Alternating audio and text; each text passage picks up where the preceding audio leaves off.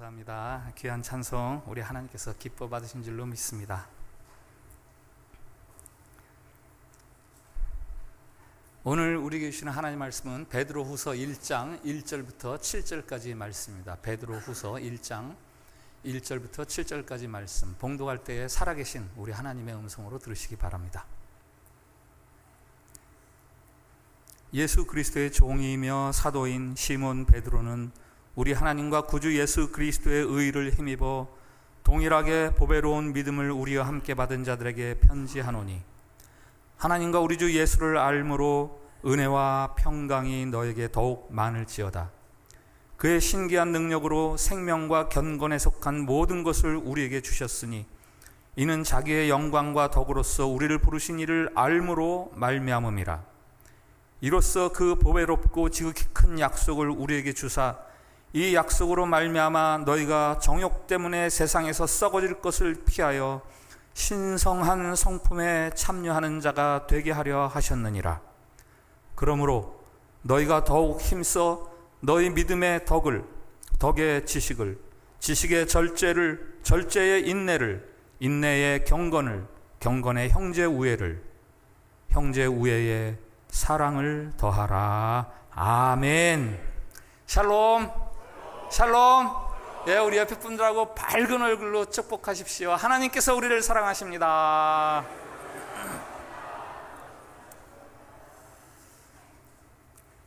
네, 올해 2024년 우리 교회 표 더 가치 있는 인생, 다른 말로 하면은 더 깊은 예수 그리스도 안에서의 삶이라고 말씀을 드렸습니다. 우리의 삶을 더할 수 있을 것 같은 여러 가지 것들이 많이 있지만 성경이 가르치는 우리의 삶의 가치를 더할 수 있는 유일한 방법이 있는데, 그것은 바로 예수 그리스도 안에서의 삶이라고 말씀드렸습니다.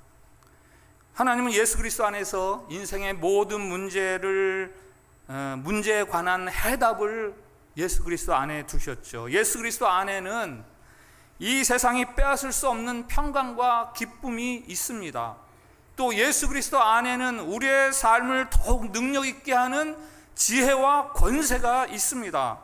우리 모두가 예수 그리스도를 믿는 믿음 안에서 지금까지보다도 더 깊이, 더 높이 그렇게 비상하는 삶을 살아가자라는 게 더 가치 있는 인생이었고요. 그 세부적인 목표로 세 가지: 하나님을 경험하라, 강력한 보석이 되라, 빛을 발하라. 하나님을 경험하라. 첫 번째 세대에서는 지난주에 이사야서 43장을 통해서 우리가 같이 나누었습니다. 우리가 어떤 형편에 있든지 혹은 우리가 어떤 사람이든지 하나님은 우리를 포기하지 않으십니다. 심지어 우리가 죄인일지라도 하나님은 우리를 포기하지 않으시고 우리가 보배롭고 존귀하다고 해주시고 우리를 사랑한다고 거듭해서 우리를 설득하십니다. 이 하나님의 설득, 이 하나님의 사랑의 고백 앞에서 우리 자신의 부끄러움을 내려놓는 것, 그것이 바로 우리가 올 한 해 경험해야 될 하나님이다, 이렇게 말씀을 드렸고요. 오늘은 두 번째 세부 목표, 강력한 보석이 되라. 한번 저를 따라해 주시기 바랍니다. 강력한 보석이 되라. 강에다가 액센트를 줘서 강력한 보석이 되라. 아멘. 옆에 사람하고 인사합시다. 강력한 보석이 됩시다.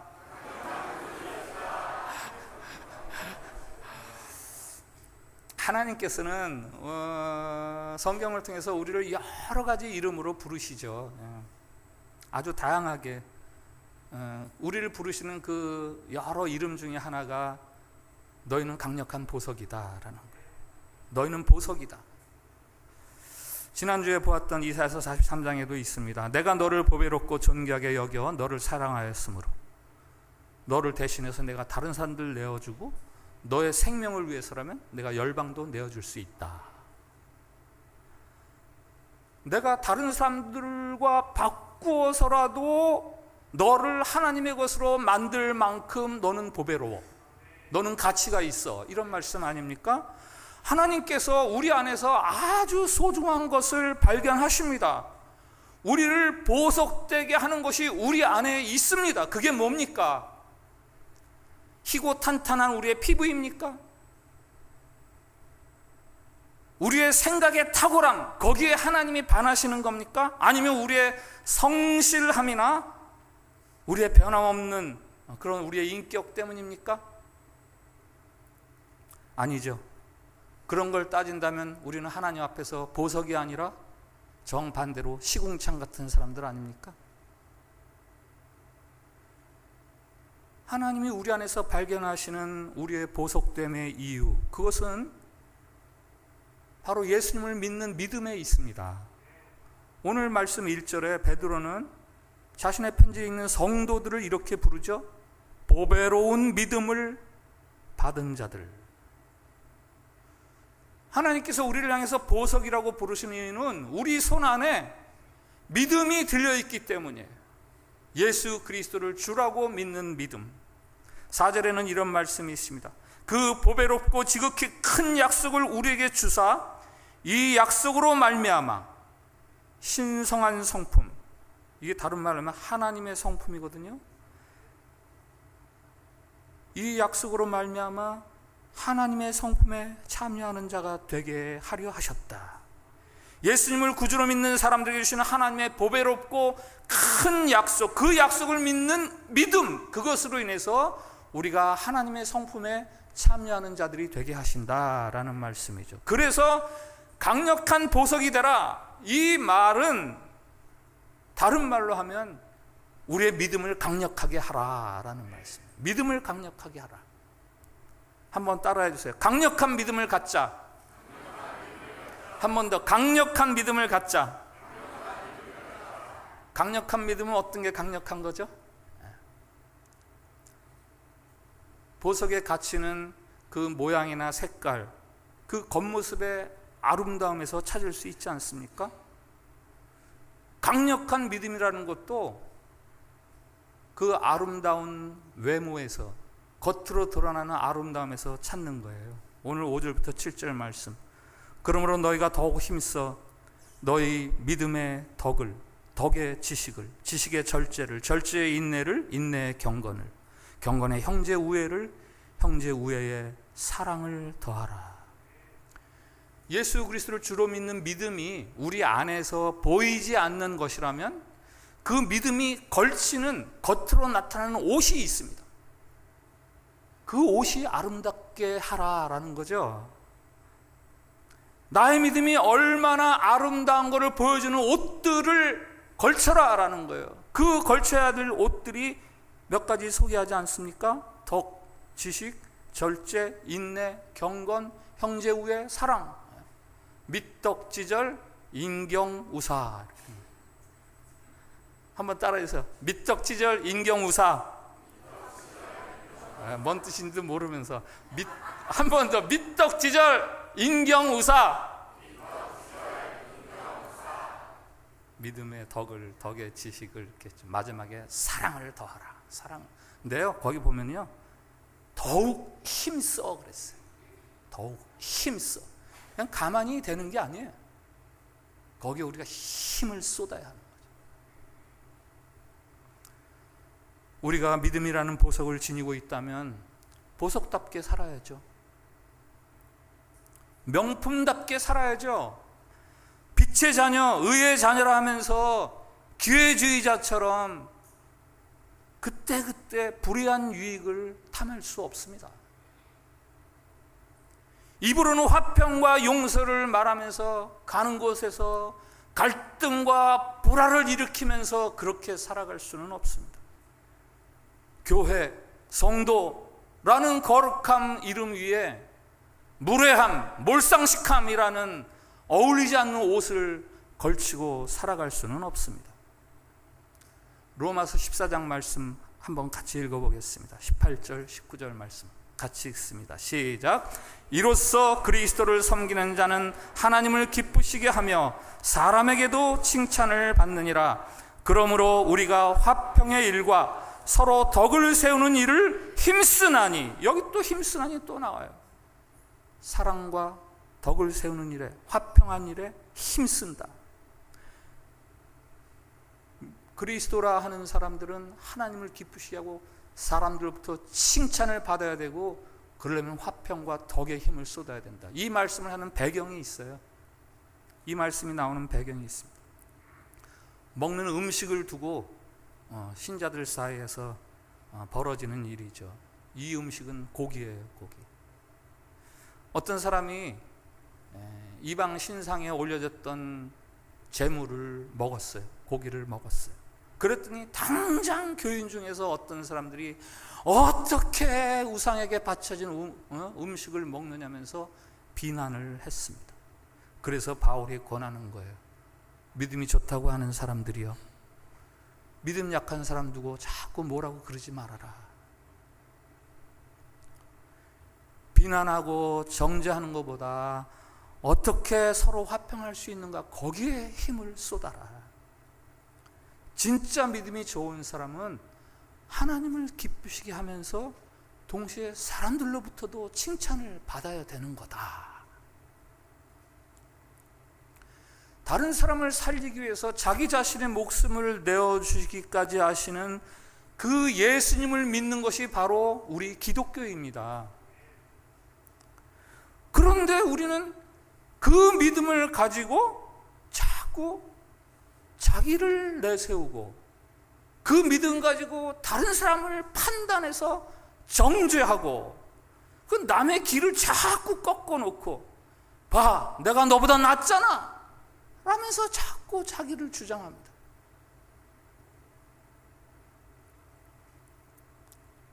세상에서 배운 거죠.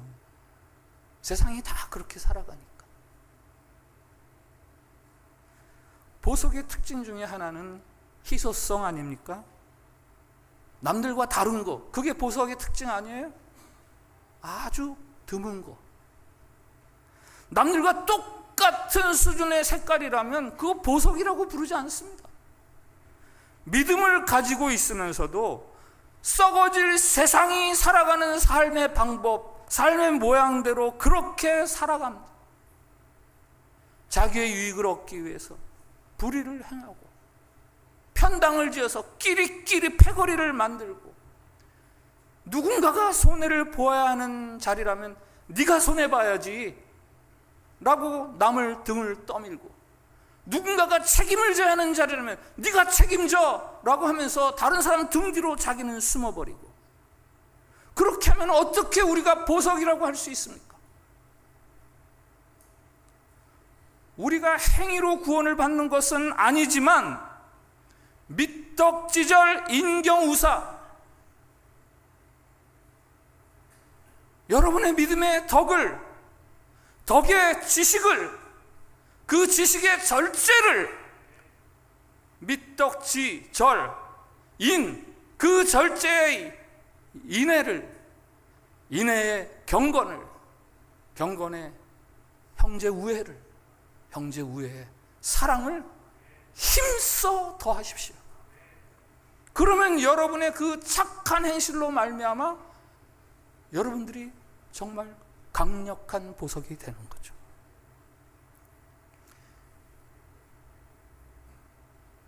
여러분, 기독교는요, 결단코 착함을 무시하지 않습니다. 네, 우리는 우리의 착한 행위로 구원을 받을 수는 없는 사람들이에요.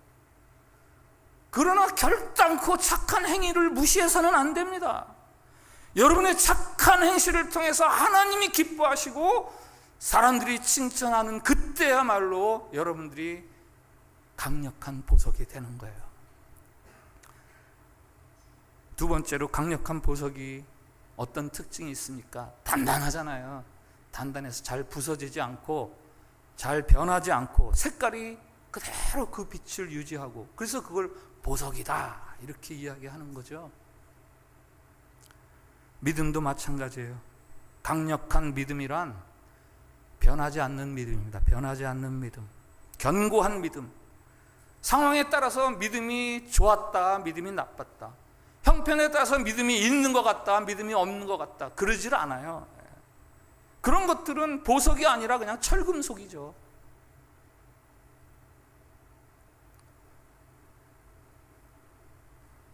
조울증이라는 정신질환이 있지 않습니까? 조울증. 기분이 좋을 때는요, 뭐 온 천하가 내 것이 된 것냥 그렇게 들떠서 기뻐하다가 금방 아무것도 없는 사람인 양 혼자 고아인 양 그렇게 우울하게 요요같이 막 요동을 치는 거죠. 정신질환이라고 불러요. 믿음에도 이런 영적 조울증이 있어요. 요요신앙. 자기 상황이나 기분에 따라서 어떤 때는 막 하나님 최고십니다. 그러다가 또 자기 상황이 변화되면, 상황이야 늘 변화되는 거 아닙니까? 그 상황에 따라서 믿음이 요동을 쳐요. 하나님이 계신 건가? 나를 사랑하시는 건가? 사도 바울이 고린도 교인들에게 말합니다. 고린도전서 15장 58절 말씀 같이 읽어보겠습니다. 시작. 그러므로 내 사랑하는 형제들아, 견실하며 흔들리지 말고 항상 주의 일에 더욱 힘쓰는 자들이 되라. 이는 너희 수고가 주 안에서 헛되지 않은 줄 알미라. 아멘. 무슨 얘기예요? 야, 휘청거리지 좀 말어, 기웃거리지 좀 말어. 견고하게 끝까지 믿음의 경주, 믿음의 수고를 다해. 결코 헛되지 않을 거야 라는 그 말 아닙니까? 이 말씀은요 58절 말씀인데, 저 고린도전서 15장 굉장히 긴 장이에요. 고린도전서 15장의 결론적인 이야기예요. 고린도전서 15장에 별명이 있습니다. 부활장. 예수님의 부활에 대해서 길게 변증을 하고, 그로 인해서 그를 믿는 자들의 부활, 성도들의 부활에 대해서 길게 변증을 하고, 그 부활에 대한 이야기의 마지막으로, 그러므로 내 사랑하는 형제들아, 견실하며 흔들리지 말고 항상 주님의 일에 더욱 힘쓰는 사람들이 되라. 너의 주님 안에서의 그 수고가 결코 헛되지 않을 것이다 라고 결론적으로 해주시는 말씀이에요. 여러분은 믿음이 흔들린 적 있으십니까? 있지요? 목사도 있으니까. 언제, 무엇 때문에 믿음이 흔들렸습니까? 우리의 믿음을 흔들리게 하는 두 가지가 있다면, 하나는 유혹이고요, 또 하나는 시련, 고난이에요.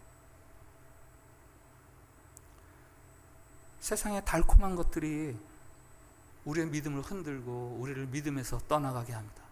남이 못하는 성공, 순간적이고 짜릿한 쾌락, 나 이상으로 인정받기를 원하는 욕구, 넉넉하게 쌓아둔 데서 오는 그 포만감과 안정감, 편안함. 성경은 이런 것들 자체를 죄악시하지는 않습니다. 그러나 이것들과 믿음 사이에서 선택해야 될 때가 있어요. 그때 우리가 믿음이 흔들리는 거죠. 그 순간 우리가 흔들립니다. 우리의 믿음을 흔드는 유혹은 사실은 어쩌다가 한 번씩 있는 게 아니라 우리의 매일매일의 삶에, 일상 속에 널려 있죠. 이 유혹거리들이. 삼손을 아시죠? 그는 태어나서부터 하나님의 특별한 은총으로 큰 힘을 가지고 태어났습니다. 그 힘은 이스라엘을 구원하라고 주신 힘이죠. 그런데 삼손이 그 힘을 엉뚱한 데 사용합니다. 여인들을 사랑하는 데 사용합니다. 특별히 이방 여인들을 사랑하고, 그 대표적인 여인이 들릴라는요 어떻게 해서든지 이 삼손의 힘의 비밀을 알아내려고 얼마나 애를 쓰는지 몰라요. 이 삼손에 비하면요, 들릴라가요 삼손을 시험하는데 얼마나 변함이 없이 견고한지 모릅니다.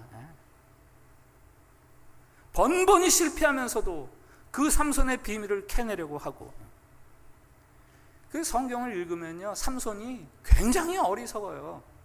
이 정도쯤이면 들릴라가 어떤 여인인지 알아야 되는데 그걸 몰라요. 그냥 치마폭에 파묻혀서 빠져나올 생각을 못해요. 마침내 잠든 삼손의 머리카락이 잘려져서 들릴라의 손으로 옮겨지죠. 블레셋 군사가 쳐들어옵니다. 그때 잠들었던 삼손이 잠이 깨서 블레셋을 저항하려고 잠에서 깼죠. 그 순간을 성경이 뭐라고 기록하는지 알고 계세요? 여호와께서 이미 자기를 떠나신 줄을 깨닫지 못하였더라. 블레셋이 왔어? 힘을 내려고 하지만 힘을 낼 수가 없어요. 이미 하나님께서 나를 떠나셨어요.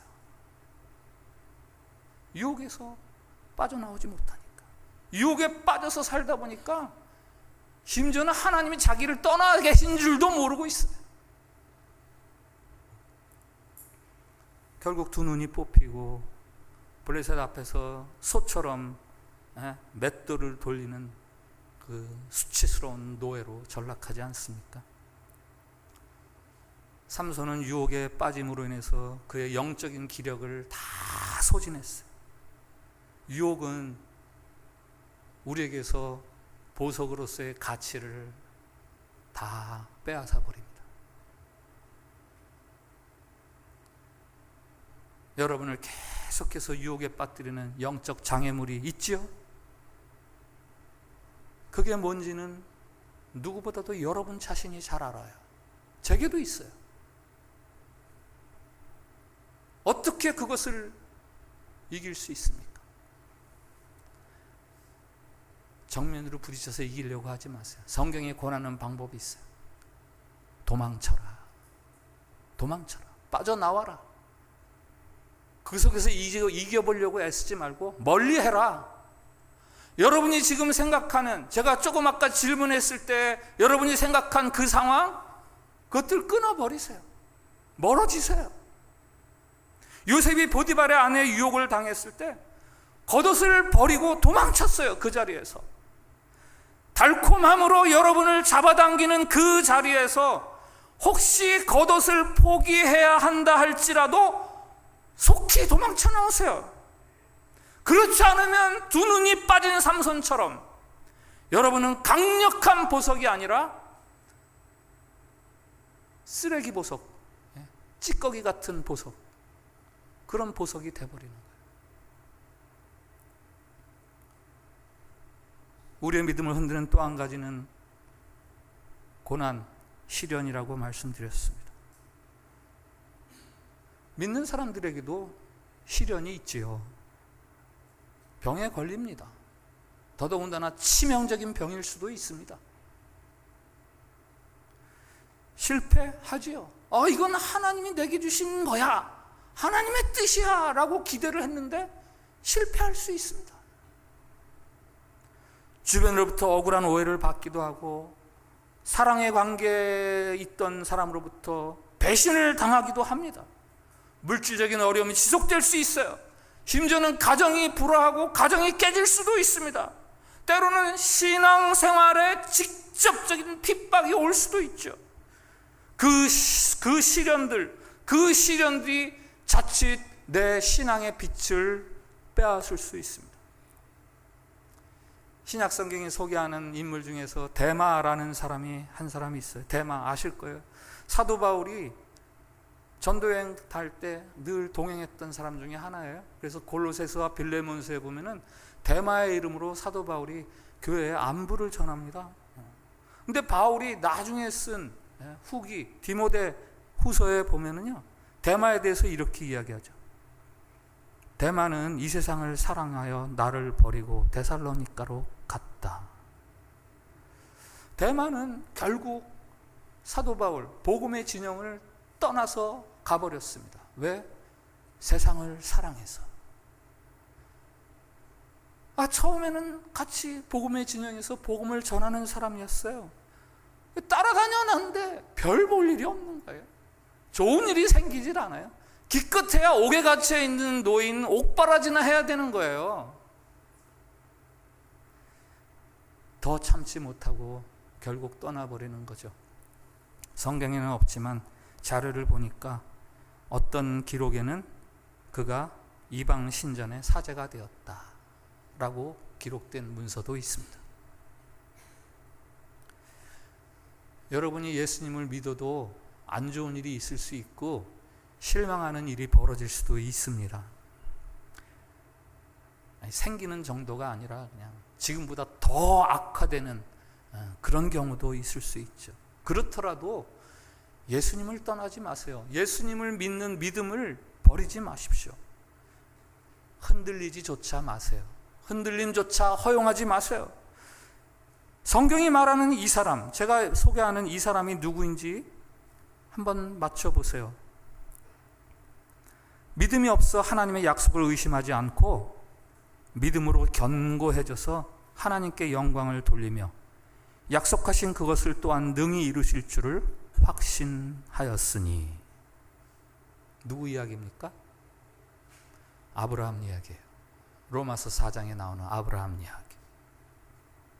아브라함은 하나님의 약속을 의심하지 않는 견고한 믿음으로 그렇게 어려운 시간들을 잘 지켜냈다라는 이야기고요. 그 다음 아브라함에 대한 이야기를 한번 들어보실래요? 그러므로 그것이 그에게 의로 여겨졌느니라. 성경이 말하는 아브라함의 의는 오랜 연단과 시련과 관련이 있습니다. 믿음이 흔들리기 쉬운, 하나님의 약속이 전혀 이루어질 것 같지 않은 그 긴 시간, 25년이라 그러죠.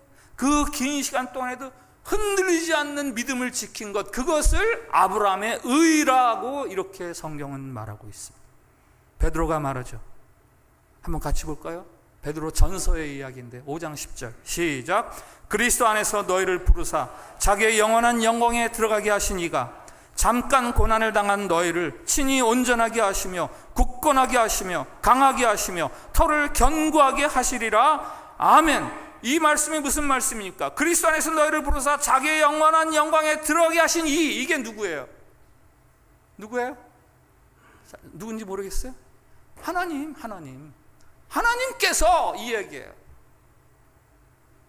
잠깐 고난당하는 너희를 친히 온전하게 하시고 굳건하게 하시고 강하게 하시고 견고하게 해주실 것이다. 여러분, 우리가 감당 못할 시험은 없어요. 하나님이 우리가 시험 당할 즈음에 피할 길을 같이 주신다고 약속하셨고요, 시험 당하는 우리를 능히 도와주신다고 말씀하십니다. 그래서 우리를 온전하게 해주시는 거예요. 요셉은요, 오랜 시련을 겪었습니다. 그 시련을 통과한 요셉이 나중에 저 창세기 마지막 장에 가면 이렇게 이야기하잖아요. 자기를 힘들게 했던 그 형들 앞에서 당신들은 나를 해하려고 하였지만 하나님께서는 그것들을 변하여 선을 이루셨습니다. 하나님이 내게 오랜 시련과 연단이 있었지만 그것을 다 선으로 바꿔주셨습니다 라고 고백하는 거고요. 사도 바울도 마찬가지죠. 우리가 알거니와 하나님을 사랑하는 자 곧 그 뜻대로 부르심을 입은 자들에게는 모든 것이 합력하여 선을 이루느니라. 그러면서 고린도 후서에서는 또 이런 말도 하죠. 우리가 사방으로 우겨쌈을 당하여도 쌓이지 아니하며 답답한 일을 당하여도 낙심하지 아니하며 박해를 받아도 버림받지 아니하며 거꾸로 뜨림을 당하여도 망하지 아니하고. 이 보석 감정사들이 다이아몬드의 가격을 매길 때 그 기준으로 하는 네 가지 C, 4C가 있습니다. 영어 알파벳 C. 첫 번째는 여러분들이 잘 아는 캐럿이에요. 캐럿. 이게 사실은 크기인 줄 알지만 이게 크기에 대한 단위가 아니라 중량의 단위입니다. 큰 걸수록 무겁죠. 캐럿이 클수록 가격이 올라갑니다. 두 번째는 칼라. 색깔이 없는 것 같지만 다 색깔이 있어요. 무색에 가까울수록 더 가치가 올라간다 그래요. 세 번째는 clarity, 투명도. 눈에 안 보이는 불순물들이 다 들어있습니다. 그래서 눈에 안 보이지만 정말 불순물이 적을수록 가격이 더 올라가고 가치가 올라가고. 마지막 C가 있는데 뭔지 아세요? 상상해 보세요. 영어 잘하시는 분들. 마지막 C. 커트예요. 커트. 우리말로 한다면 단면이에요. 단면. 그 연마하는 과정에서 깎아내는 단면이 많을수록 빛의 굴절이 사방으로 퍼져나가서 더 다이아몬드의 가치가 올라간다. 그 단단한 다이아몬드가 깎이려면 얼마나 모진 연단을 받아야 되겠습니까? 그러나 그렇게 해서 한 면 더 깎인 면이 생기면 그쪽으로 내 빛이 착 반사되면서 더 찬란한 다이아몬드가 되는 거죠. 품고 있던 불순물들이 제거되면서 명품 보석으로 자라나는 거죠. 믿는 자들이 당하는 유혹, 믿는 자들이 당하는 시련, 그것은요 여러분들을 넘어뜨리려고 하는 것이 아니라 하나님께서 여러분들의 가치를 더 높여주시려고 허락하시는 거예요.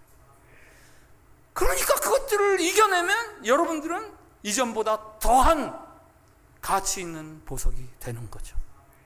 오늘 베드로후서의 그 사도 베드로요, 이거 자신의 죽음을 임박하고 쓰는 편지 아닙니까? 마지막으로 하고 싶은 말들을 쏟아내는 유언과 같은 말들이에요. 오늘 1절에서 자기 자신을 소개하지 않습니까?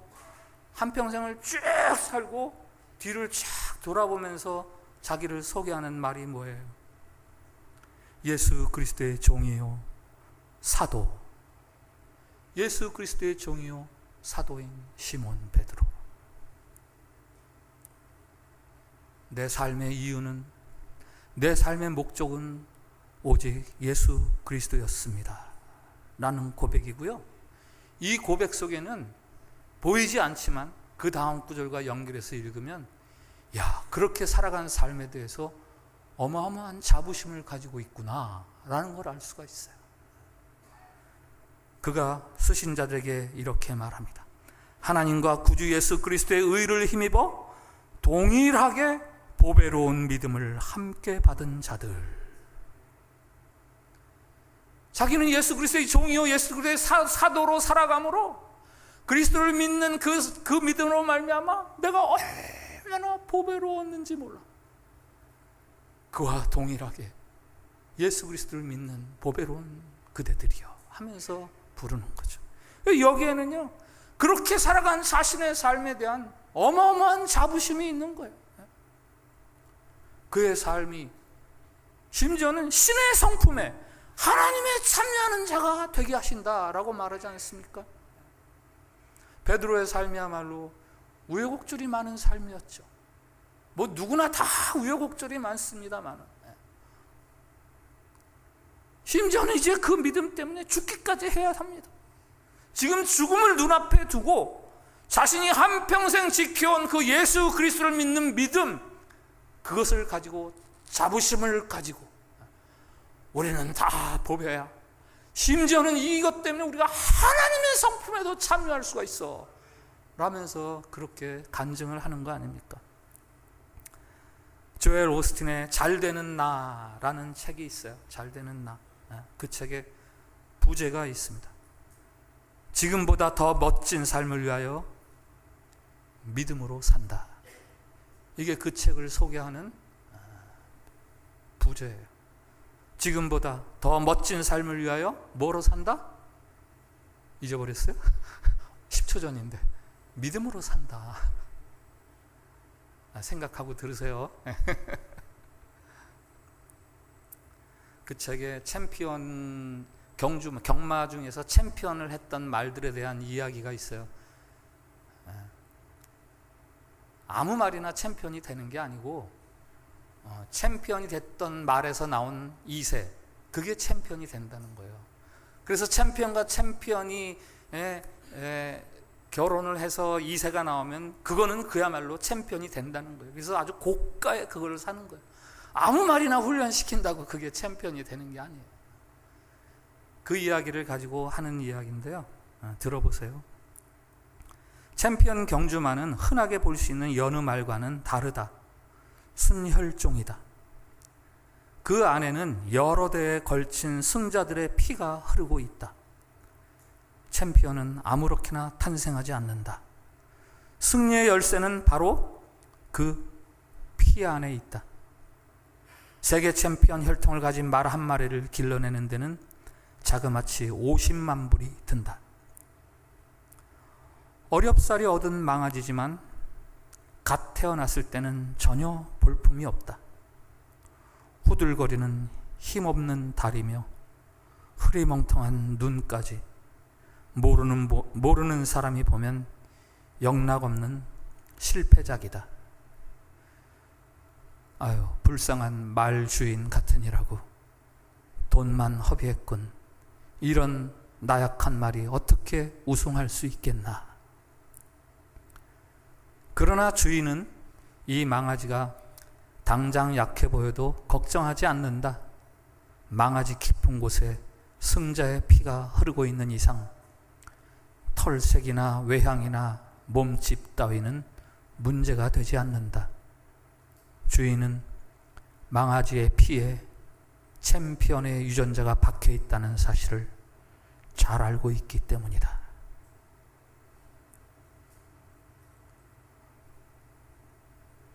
오늘 베드로는 베드로전서 1장 첫머리에서 이렇게 말하죠. 우리를 구속한 것은 은이나 금같이 없어질 것으로 한 것이 아니다. 그리스도의 보배로운 피로 한 것이니. 우리를 구속한 것은 은이나 금 같은 그런 것으로 우리를 구속한 것이 아니라 예수 그리스도의 보배로운 피, 그것으로 우리를 구속하셨다. 2024년을 살기 시작하시는 여러분 안에 챔피언의 피가 흐르고 있다는 사실을 알고 계세요? 여러분의 혈관 속에 예수님의 피, 예수님의 보혈이 흐르고 있습니다. 여러분이 보석인 이유는 은이나 금같이 없어질 것들 때문이 아니라 바로 그 예수님의 보혈 때문이에요. 예수님을 믿는 사람은 누구라도 다 챔피언입니다. 하나님은 여러분이 챔피언으로 자라나도록 다 준비해 주셨어요. 지금 내가 겉으로 어떤 모양, 내 털 색깔이 좀 어떻게 되고 내 눈이 지금 어떻게 되고 그런 거 상관없습니다. 왜? 우리 안에 챔피언의 피, 예수 그리스도의 보혈이 흐르고 있기 때문입니다. 기독교인임을 알게 하는 두 가지 표지에 대해서 말씀드렸어요. 하나는 사랑, 또 하나는 시험. 이 시험은 다시 유혹과 시련. 오늘 베드로 사도는 성도의 믿음을 명품으로 만드는 두 가지를 우리에게 소개합니다. 사랑으로 덧입혀진 행실, 사랑으로 덧입혀진 행실, 그리고 고난 가운데서의 남다름. 고난 가운데서의 남다름. 사랑이 멸시당하는 이 시대, 사랑이 멸시당하는 이 시대, 그러나 사랑하면서 살아가십시오. 그리고 믿음을 흔드는 불같은 시련이나 혹은 달콤한 유혹 앞에서도 흔들리지 말고 견고하십시오. 마지막 때에 믿는 자를 보겠느냐? 말세에 믿는 자를 보겠느냐? 우리 예수님의 우려예요. 우리 예수님의 탄식이에요. 그때가 되면 다 믿음 버릴 거야. 그때는 어쩌면 바로 지금입니다. 믿는 자가 없다 하는 이 시대에 여러분들이 사랑과 고난과 관련된 그 견고함을 유지함으로 말미암아 참 이 시대에 희귀한 사람이 있네, 진짜 믿음이 있는 사람이 있네, 강력한 보석이 저기 있구나 라고 인정받는 한 해가 되게 하십시오. 오늘 말씀 앞에서 드리는 공동 기도가 있습니다. 주님을 믿는 믿음으로 우리가 보배로운 인생이 되게 하시니 진심으로 감사합니다. 주님, 믿는 자에게 마땅한 사랑의 옷을 입어 하나님과 사람들에게 칭찬을 받게 하옵소서. 주님, 어려운 시련과 유혹을 능히 이기는 견고함으로 더욱 강력한 보석이 되게 하옵소서. 우리 이 기도를 같이 드립시다. 시작. 주님을 믿는 믿음으로 우리가 보배로운 인생이 되게 하시니 진심으로 감사합니다. 주님, 믿는 자에게 마땅한 사랑의 옷을 입어 하나님과 사람들에게 칭찬을 받게 하옵소서.